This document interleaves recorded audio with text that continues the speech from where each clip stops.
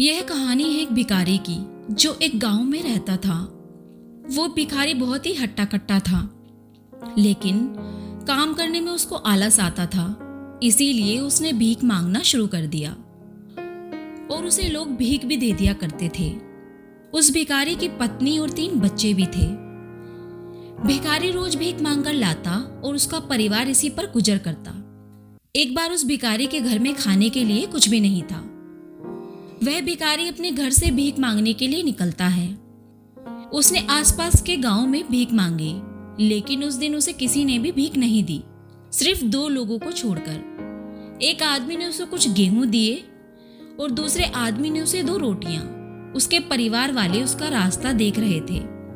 जब यह भिखारी यह रोटियां और कुछ गेहूं लेकर अपने घर की तरफ जा रहा था, तभी उसे एक जंगल में एक बुजुर्ग आदमी दिखता है जो एक पेड़ के नीचे बैठा हुआ था और उसकी हालत बहुत ही ज्यादा खराब थी।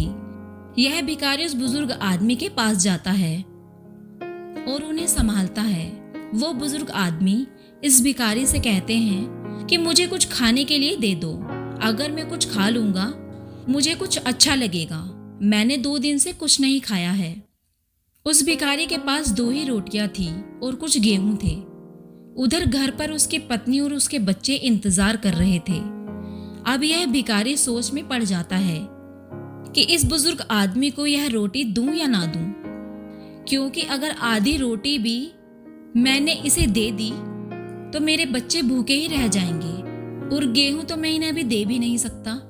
उसने बहुत ज्यादा सोचने के बाद रोटी का एक छोटा सा टुकड़ा तोड़कर उस बुजुर्ग आदमी को दे दिया और वहां से चला गया। वो थोड़ी ही दूर गया था कि उसे अपनी थैली में कुछ रोशनी नजर आने लगी।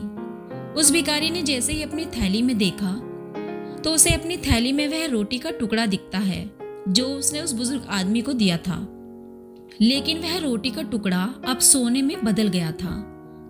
भिखारी को यह देखकर हैरानी हुई और वह वापस दौड़ता हुआ उस बुजुर्ग आदमी के पास गया, लेकिन वह बुजुर्ग आदमी वहां से कहीं दूर चला गया था।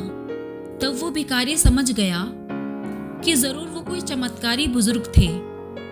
अगर मैंने उन्हें अपने पास की दोनों रोटियां दे दी होती तो वह दोनों रोटियां भी सोने में बदलकर मुझे वापस मिल जाती, लेकिन मैंने वो मौका हाथ से गवा दिया और अपने बारे में ही सोचा।